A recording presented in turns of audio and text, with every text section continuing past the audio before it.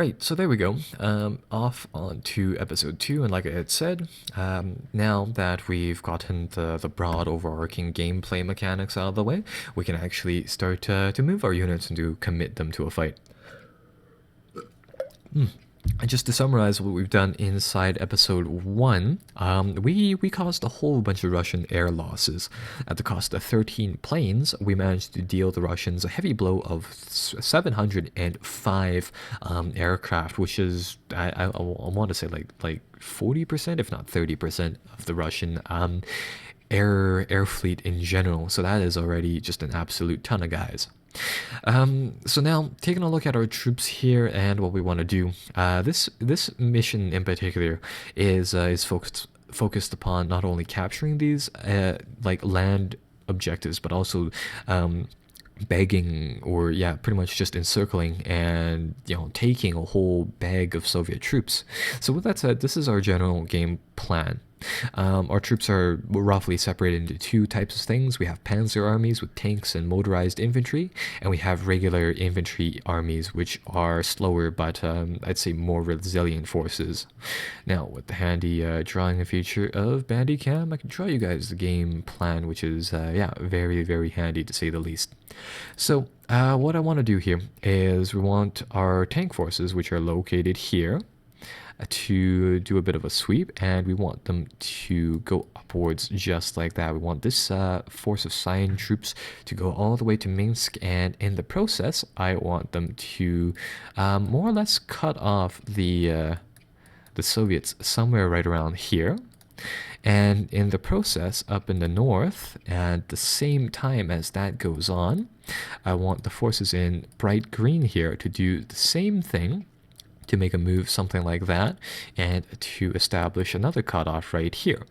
So, as you might imagine, what this will do is that that'll surround the vast majority of the German or the Russian troops here inside the center, and it will effectively, well, pretty much force them all to surrender. It'll isolate them, in other words, and cut off their supply lines, their lines of communication, and it'll force all of these troops to effectively fight a losing battle up until the end, where they either surrender or shatter.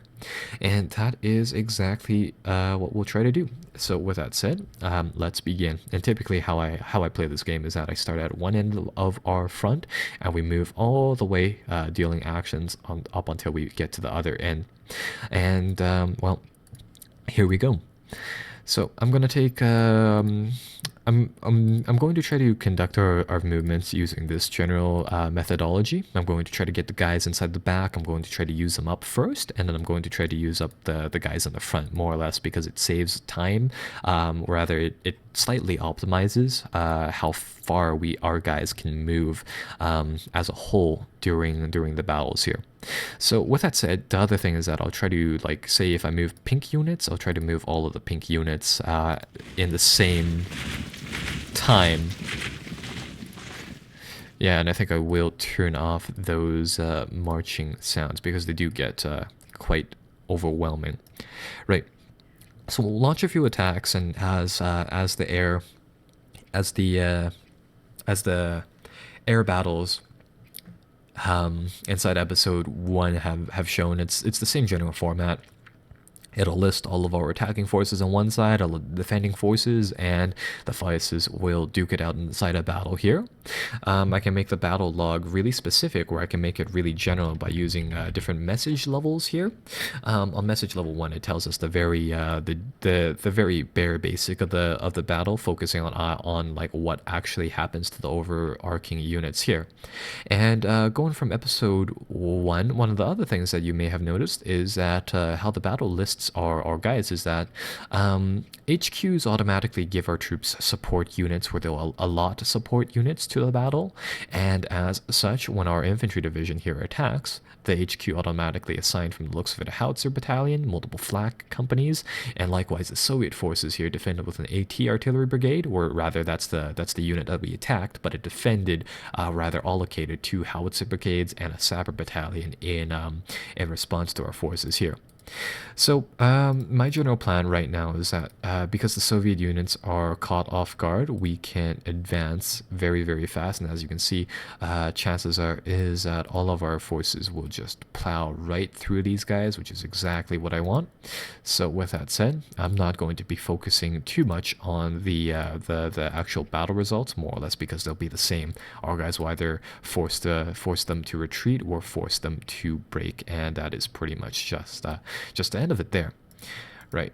So I want our guys to move forwards here. I'm going to use green. Once again, the troops in the back first because it saves movement points. And one of the things that you should know is that enemy units inside the game have a zone of control adjacent to them, rather all units do. If you try to move beside an enemy unit, it'll take more movement points than it would than what would be otherwise. And with that said, we want to try to clear up enemy units. So actually the enemy managed to hold here. Let's launch a second attack. We'll see whether or not we can break them with repeated attacks. There we go. Because either way, once we make a successful attack, yeah, the entirety of the unit takes a huge amount of losses, so it doesn't really matter all too much. How these icons are structured is that the first value on our units, so this 7 right here, is the rough combat power of this unit.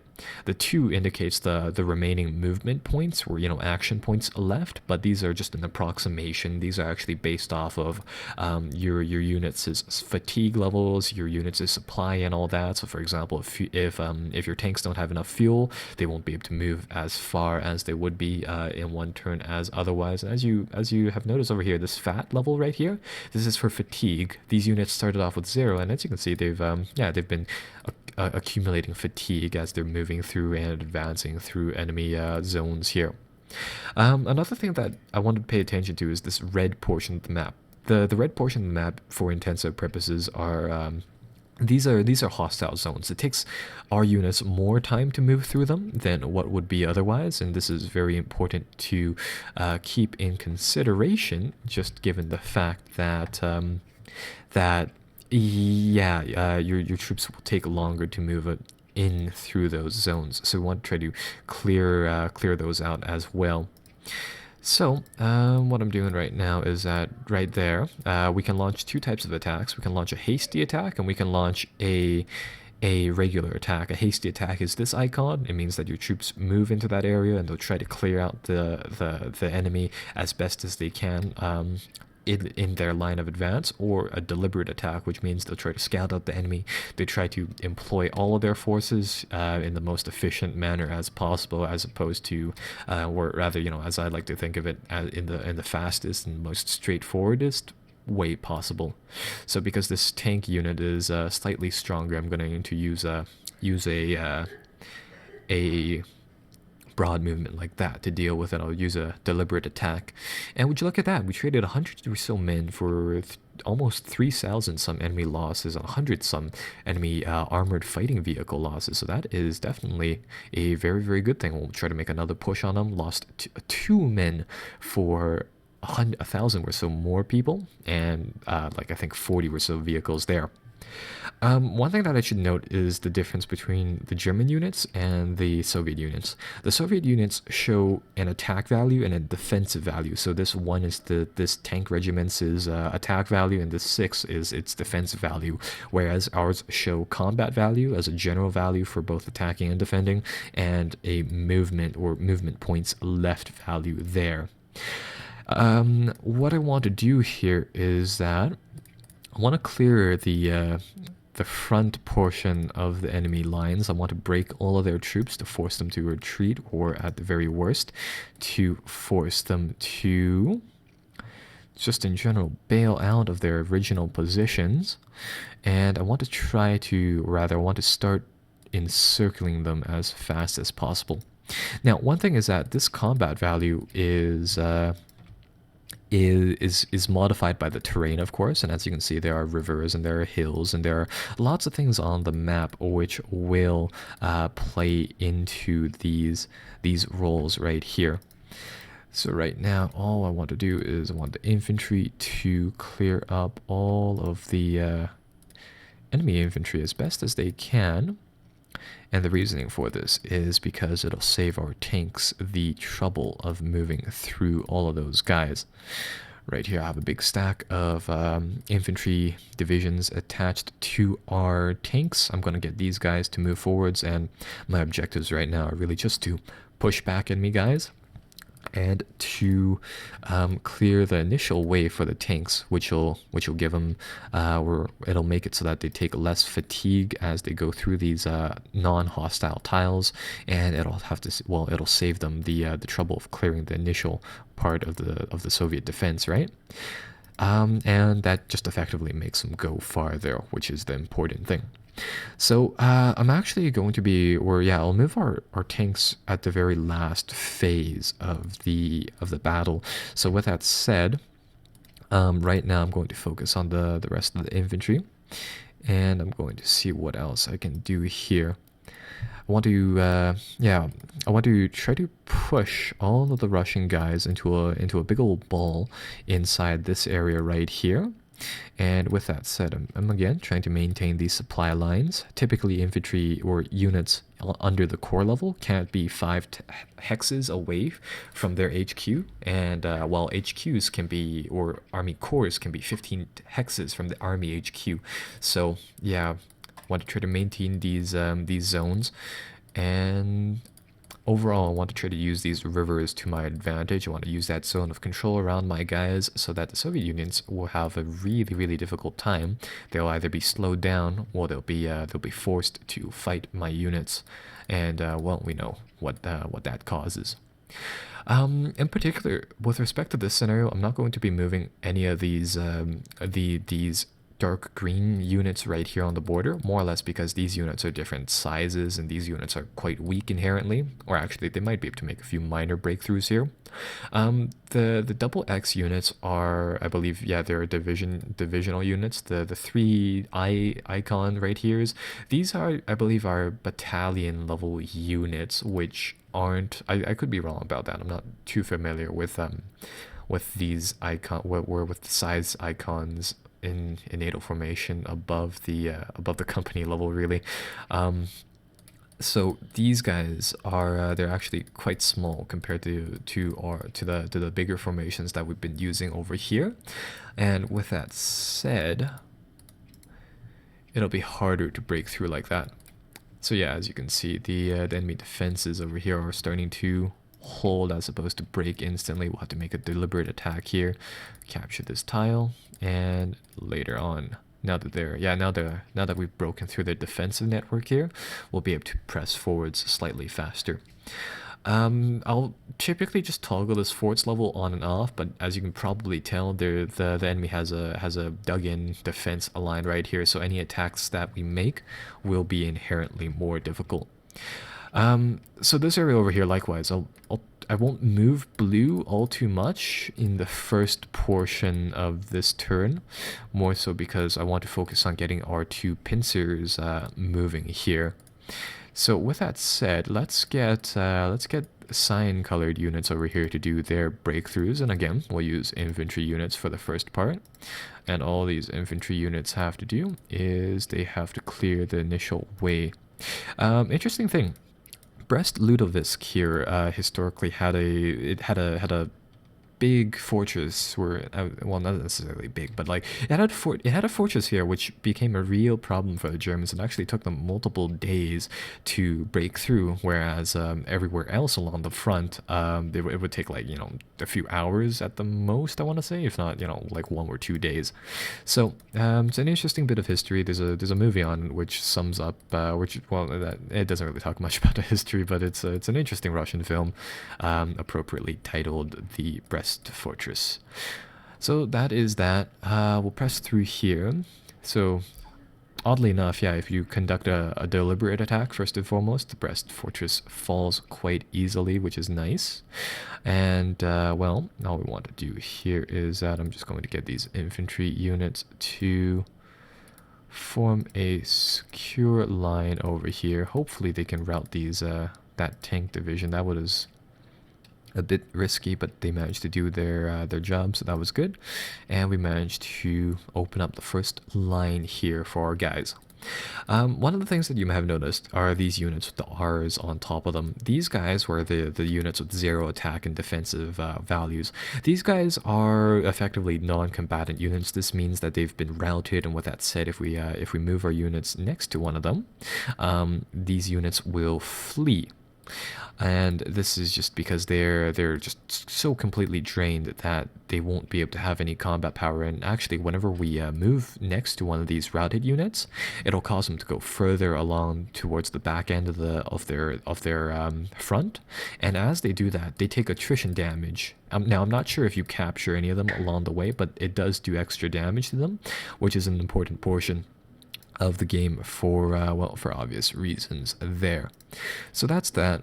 Overall, over here we've opened up a nice bit of the map for our yeah, mechanized units to get through. So I'll be done there. Right now, what I want to do in addition to that is I want to get our back end units here, again moving from the back to the front here. I want these guys to move through here, and I just want them to try to help out in this encirclement as best as they can, more so because this sets up for our tank units now. So one of the things that we want to do is that we probably want to fully encircle these guys before we try to rout them, more or less, because if you rout them early, as you can see, they can move quite a large distance unencircled like that. So now that we have this set up, what I'm going to do is that I'm going to get, oh, actually, we should probably start off with this unit right here. I'm going to try to get these units in the back once again to do more of the heavy lifting than anything else at the early phase here. And all I want these guys to do is to just advance, to grab up enemy hostile territory, and to pretty much push everything back here, all along this railroad. And by the way, towns inside the game, unless they're big cities, are marked by these black dots. Railroads are, you know, the railroads here. The railroads are very, very important because those are our supply lines, which we will need to keep track of at all times. So the tank forces over here really want to push them hard, so I want to try to move them as fast as possible forwards, and I want to try to truly get them to move forwards here. And I have roughly two objectives for all of these forces. So the first portion of our tank forces here will try to advance, and they'll try to push all along this railroad. Once they're here, I want them to try to push to the end of the map and to Minsk. The second portion will try to encircle the first block of units right here. So with that said, we want some of our units to come up here. I want to capture this city right here, and we want them to dig in shortly afterwards. So that is that. Let's get another tank unit. Let's push them up over here. We'll take out these HQs. Take out that land unit as best as we can, and we'll push them back up.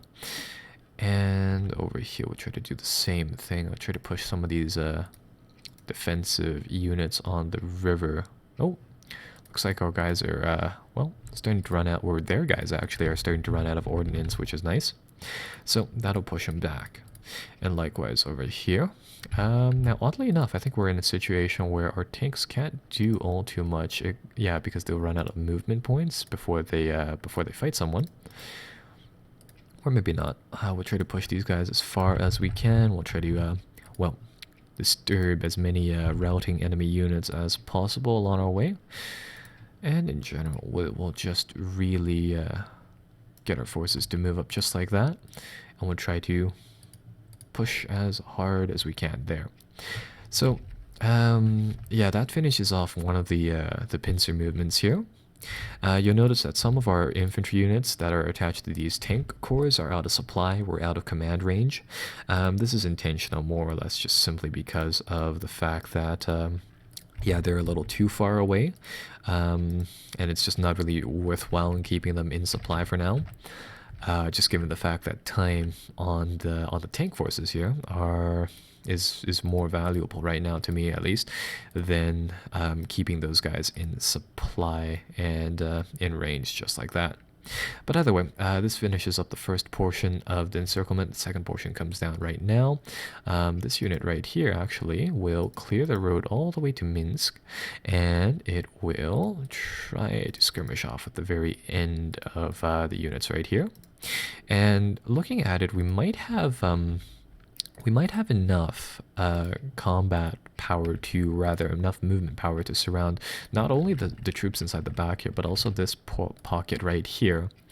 And with that said, instead of, say, actually trying to go for an encirclement right here, as I had originally wanted to, I think what I'll do is that I'll get my tanks right here to really front up the offensive, go over here, try to take out the defenders near Minsk itself, and I'll see whether or not we can break through here. They're starting to mount a bit of a more effective defense, but that should be fine. I'm going to split up this motorized infantry division, and we're going to post a guard, because I believe the game does take into consideration that if you've massed your tanks, as I have like this, inside this one location, enemy units can still, mind you, slip through these now hostile zones, but aren't necessarily occupied zones.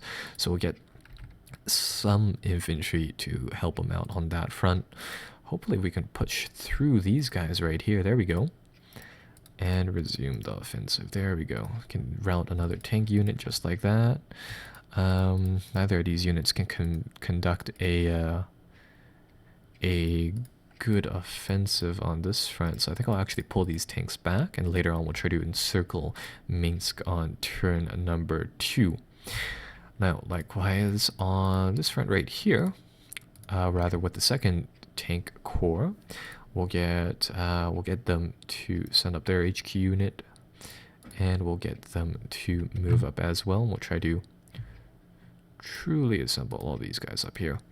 So get those tanks moving, get this motorized infantry division to cut off these two pockets just like that.